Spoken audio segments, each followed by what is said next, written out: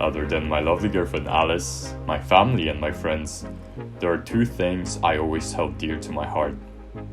The first one being music, with synthwave living rent-free in my head 365 days a year. And I can't lie, but I am an absolute fanboy for PYLOT and Home. Those creators being people who make music that takes me to a completely different dimension. With the second thing being a particular hero shooter game, which when I had seen for the very first time as a still small kid, I fell in love with instantly. And that game of course being none other than, well, Overwatch. So since I've already got this small channel going and have put in so much time into this game, both playing and seeing pros play, but also watching countless hours of content, I thought, why not put my thoughts out there? So let's talk about Overwatch 2.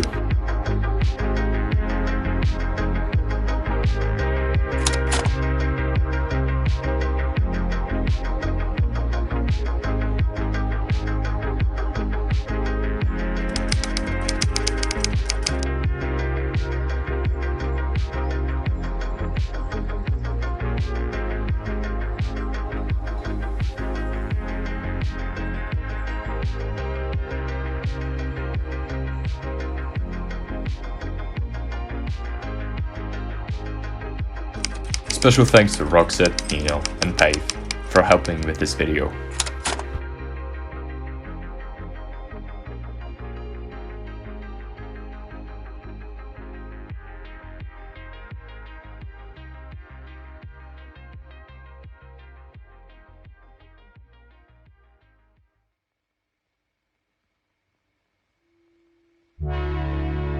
I think it would be best to preface this video with a little bit of a self-introduction, since for those who aren't a small group of my friends that I totally didn't force under physical threat to sub to my channel, I'm just some rando on the internet who's about to complain about and critique your favorite game.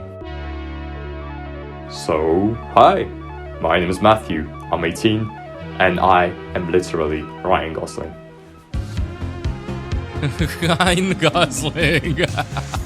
Now I get the name completely.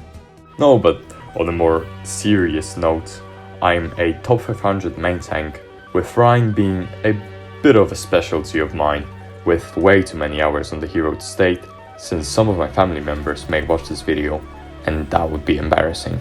But yeah, I've got like 3,000 hours. No, oh my god, young man, kill yourself! I peaked in Overwatch 2 in early Season 7, having hit rank 13 on the European ladder, playing mostly Reinhardt, right before a certain character released the season after that. Fucking pins away when he gets low. So, due to my inability to control my disgust towards players abusing aforementioned hero, I may or may not have received a suspension on the account, followed by a promptly permanent ban. Since I didn't take any screenshots of said account, the best I can provide are screen caps of my twin account, named the same way, that I played on at the same time as when I peaked, as well as my ugly rank 80 peaks on my One Frame and Ryan Gosling accounts. Okay, I know, that's enough Matthew lore for this video. If you wanna hear some juicy Matthew lore though, definitely make sure to check into REALArkose's stream, cause from time to time I drop some crazy stories there. Now let's get into the actual meat of the video.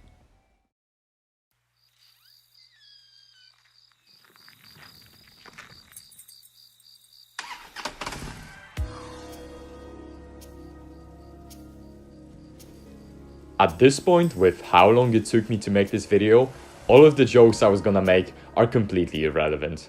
I recorded this segment 3 times now, but if I kept either of the recordings in it, I'd sound like even more of a schizo than I already do. I was even gonna make this funny joke about how Blizzard always seems to release shit whenever I just finished recording the segment, but at this point, it's just my bad. I have to break your neck. So, how does the game hold up in the current moment? Well, I never thought there'd ever be a time where I would praise Overwatch 2, but yet, here I am. I think the game is in the best state it's been since its release date back in August 2023. The perk system?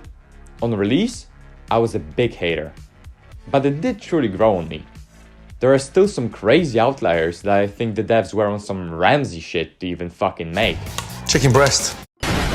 That includes perks like Kiriko's double swift step, Sojourn's bye bye button, Hog's immortality breather, and the double whammy unkillable granny, self nano, grand piano, fuck your mama and your nana, super canyon, brick companion, Anna perk. Yeah, sorry, I went a little bit off the rails there. My bad, or something.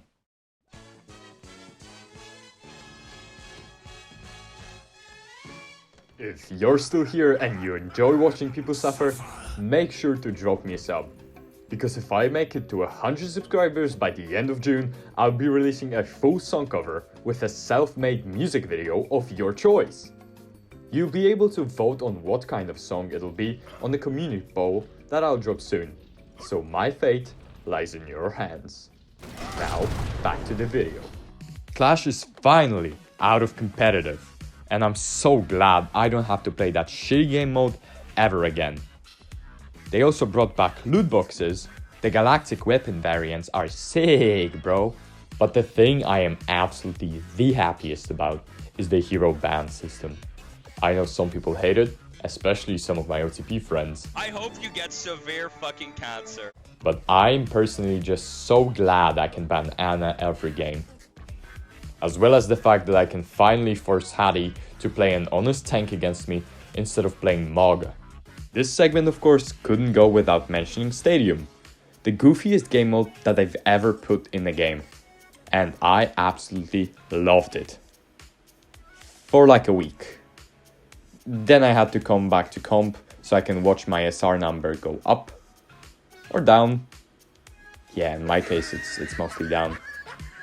But yeah, the game mode is still great and very fun. But me personally, I just need to feel some real competition. So, is that all? Surprisingly, no. Even though all of the things I mentioned so far are absolutely amazing. That seems wrong. But wait, there's more. From what I understood, we may be getting a map voting system or map bans, which could mean that I will never have to play Dorado ever again. Rest in peace, Bozo, you will not be missed.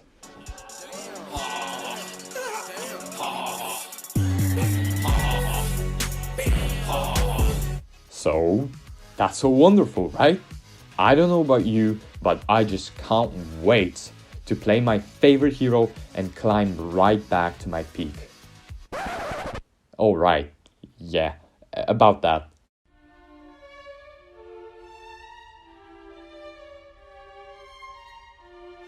I fucking hate Hazard. I despise that hero with a passion. A passion that can only be matched by Trump's love for deportation.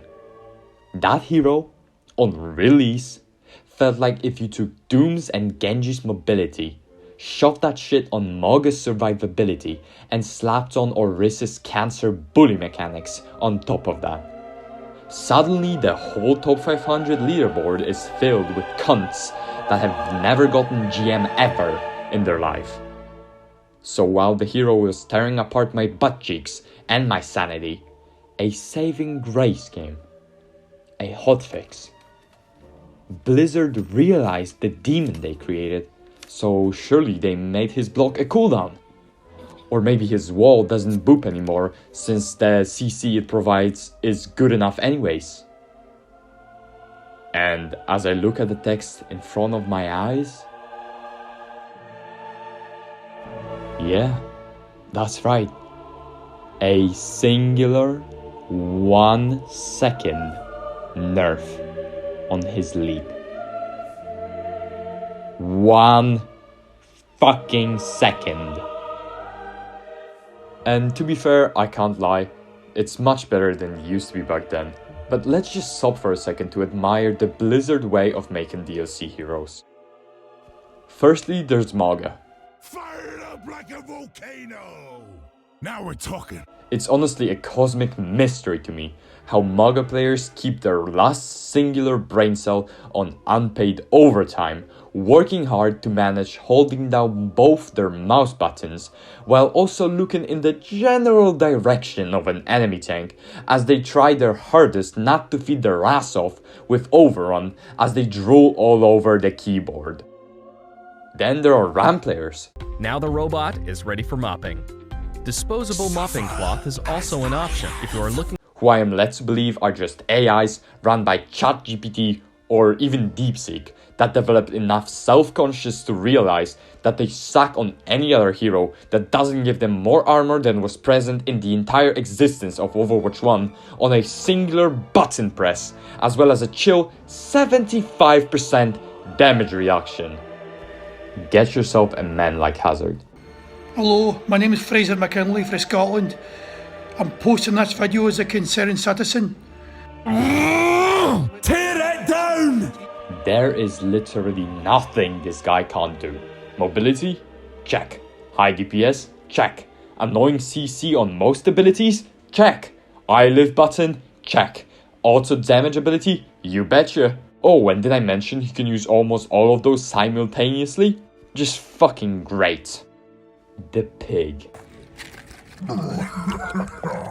But Matthew, Roadhog has been in the game since its release. He's not a DLC character. Bullshit. That's a completely different hero.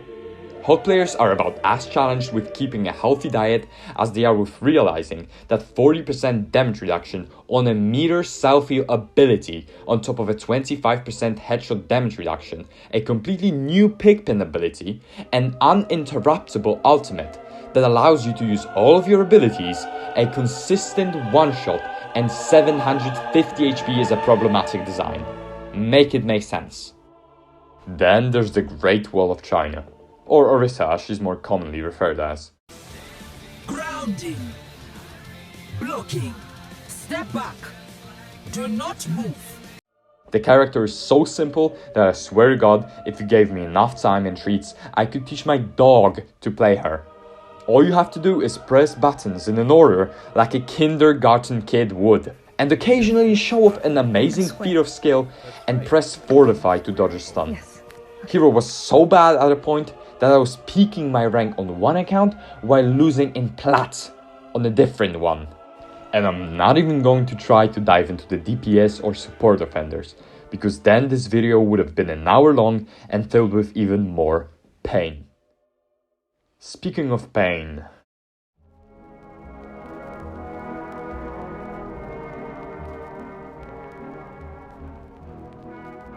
what a sad fucking character REINHARDT has become. I feel like metaphorically Rein fits into the game now as he does into the Overwatch team. He's an old man with old simple tech playing by the old rules. Playing with a REINHARDT is like trying to play fetch with your old family dog that can barely walk and has dementia. Because of the lack of an off-tank, Rein's gameplay comes down to only 3 playstyles that you have to play interchangeably. There's the funny dive hard, that consists pretty much of just pinning on an isolated target in hopes of them dying or you forcing them out before they can rip you to shreds as you start your pin. Then there's the brawl hard, where you trade cooldowns with the enemy tank, usually getting beat harder than I was by my ex. And that's assuming that they aren't on one of the Thanos characters that ignore you completely as they pull your team apart limb by limb. And then there's the most intriguing and interesting playstyle of all time. Sponge hard. Yes, you sit still and take damage while managing your shield health so the enemies don't catch your ass with your pants down. You become a wall, but that one wall that all American houses seem to be made out of. Your ass is pairing with prime Mike Tyson, and everyone's just betting on how long you can survive as you look at the round timer in hopes of being saved by the bell. Alright, but like, what is he yapping on about? Rein is just fine, I got diamond on him once and I emptied it all over my screen. Well, let me present you with a comparison. At a singular point in time, what can a REINHARDT do? So, you can walk and swing, or walk and Fire Strike, or walk very slowly with your shield, or pin and become extremely vulnerable. Then there's Shatter. It's blockable by so many things, and sometimes even fucking air, like it happened to me in scrims, or like in this clip. And that assumes that you'll even get to use it, since it's so easily dodgeable by most the cast with any movement abilities. And now compare that to my previously mentioned favorite Scottish Loudboy. He has an infinite range Maywall that can go on walls and ceilings, it boops and deals damage, he has a meter block ability with 65% damage reduction on it, and an auto attack. He has a leap that ends whenever with a slash that boops you to Saturn. Of course, he can also climb walls and reset his climb with the aforementioned leap. And if that wasn't enough, his rooting ultimate doesn't require any LOS. And yes, of course, the whole appeal of REINHARDT is how simple he is, yet leaves so much to the personal skill expression of the player. What used to matter was your timings, confidence, and all the little techs that you could pull off to gain an advantage over the enemy main tank.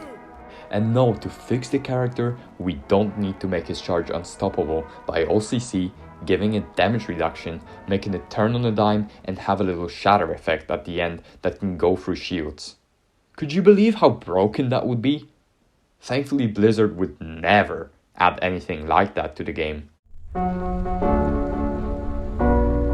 But the thing that pisses me off the most about the current state of REINHARDT is that the whole hero is reduced to a moving shield. I'm the shield. Ha! And no, I'm not kidding. Most of the time, the best play is to do nothing. It's the Gaussian curve effect in full display. Here's an anecdote from a game I had, well, a long time ago now. I was on Midtown and capped first point during OT, so I walked up with Shatter to make a play as the enemies were coming back from spawn shooting my pocketed soldier. I jumped out unscouted and hit a massive Shatter. Wait a second. Wake up. That's Wake not up. what happened. Wake up. This is what happened. Wake up. And the best part about that isn't how many single button presses my whole play could have been completely denied.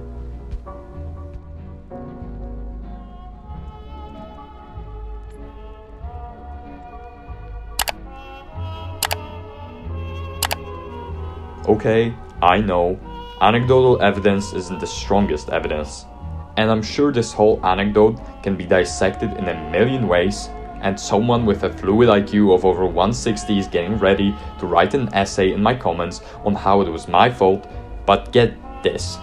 This was in high diamond, so not to use the forbidden P word.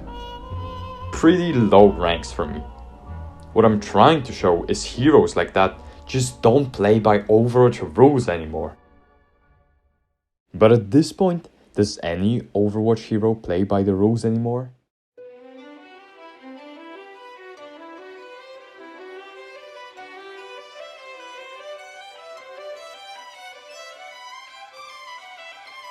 The topic of 6v6 versus 5v5 has been more ran through than the one chick in college that we all know, so I don't want to get too deep into that right now.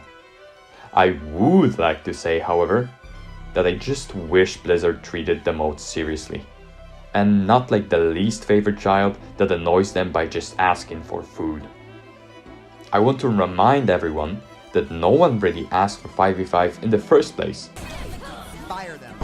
Fire them. Fire them. Fire. They should not have jobs tomorrow. Yeah, but don't let the monkey Tesla shot thing distract you from what's actually happening.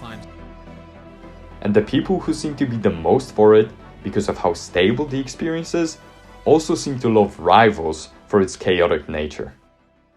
Eggify, if you're seeing this, I am watching you while you sleep, you slick bastard. I still can't believe you left me for the Gunnar-ass game. Whoa, how did that get there? Coming back to the topic. We went so far of the original game to make 5v5 work, and honestly, it feels like some of the reasons for that were just simply problems, self-inflicted by the balancing team on themselves. Here they come.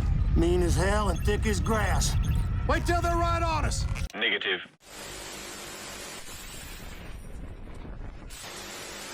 The seemingly insignificant removal of the often crow makes it so that the missing player's power level has to be spread across the whole team, and that ends up with frustrating designs. Zarya bubbles in 6v6 don't have to give speed, have 300 HP, 3 seconds of uptime, and a 5-course meal delivered to the bubbled ally's bed, because it can be used on a lower HP Reinhardt with relatively less shield health, all while the support cooldowns no longer have to cleanse, heal to full, and nuke the enemy's PCs.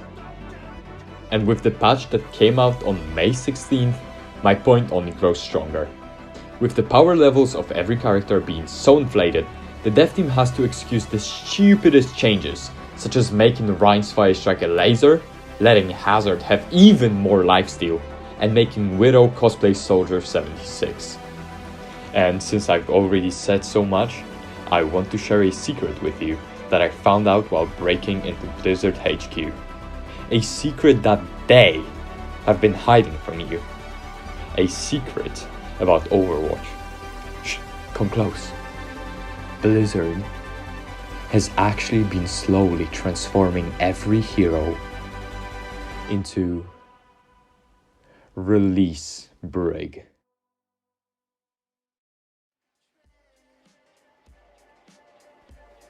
Alright, so that's that. This video took me so long to make. So if you made it all the way here, I'd greatly appreciate if you dropped a subscription, as it motivates me a lot to make more content of any kind. Or leave a hate comment and tell me how broke I am for not having a normal operating camera. And trust me, all of the criticism in this video comes from a place of passion. Because if I just hated this game, I'd move on with my life and do something productive instead. Either way, thank you for watching, and I hope to see you soon. Yeah, I'm probably coping. I'm not gonna upload for the next 6 months.